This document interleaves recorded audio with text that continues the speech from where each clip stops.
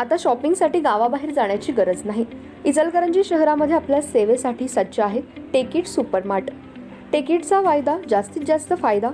तांदूळ आणि तृणधान्य, कडधान्य, खाद्यतेल, दुग्ध उत्पादने, मसाले, कॉस्मेटिक्स, स्टेशनरी, क्रीडा साहित्य, कपडे, फर्निचर, इलेक्ट्रॉनिक, घरगुती उपकरणे, सायकल्स, फुटवेअर, खेळणी, भेटवस्तू, MRP वर किमान 10 ते 60% सूट। यामध्ये घरगुती वापरात येणाऱ्या टीव्ही, फ्रीज, इलेक्ट्रॉनिक वस्तूवर भरघोस सूट।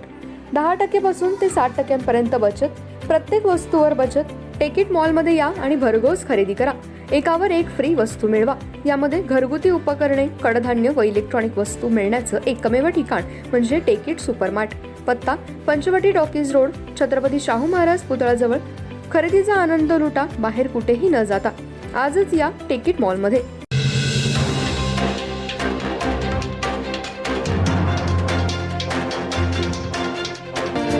नमस्कार, मी तेजस्विनी मगदूम। एम मराठीमध्ये आपल्या सर्वांचं स्वागत आहे। पाहूया ठळक घडामोडी।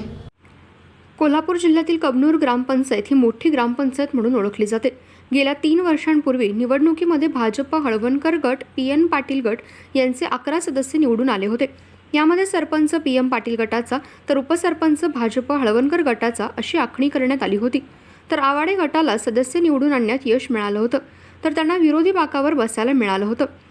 गेल्या 3 वर्षांपासून भाजपचे 2 उपसरपंच झाले आहेत। यंदा ही उपसरपंच निवडणूक लावण्यात आली होती। उपसरपंच पदासाठी प्रवीण जाधव यांनी आपला उमेदवारी अर्ज भरला होता। त्यांच्याकडे 11 सदस्यांचे मतदान होते, तर आवाडे गटाकडे 7 सदस्यांचं मतदान होतं। यातील जेलमध्ये असणारे कुमार कांबळे यांना मतदान करण्यासाठी आणण्यात आलं होतं।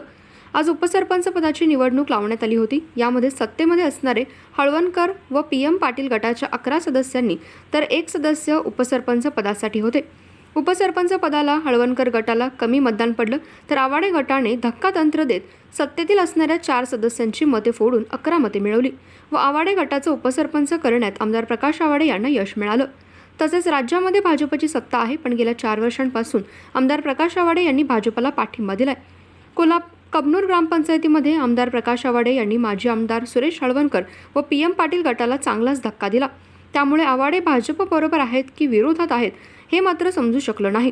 कबनूर ग्रामपंचायतमधील प्रथम नागरिक सरपंच यांनी उघडपणे आवाडे गटाला मतदान केलं। तसेच हळवणकर गट, PM पाटील गट पराभूत झाल्यानंतर बैठकीत खडाजंगी झाली।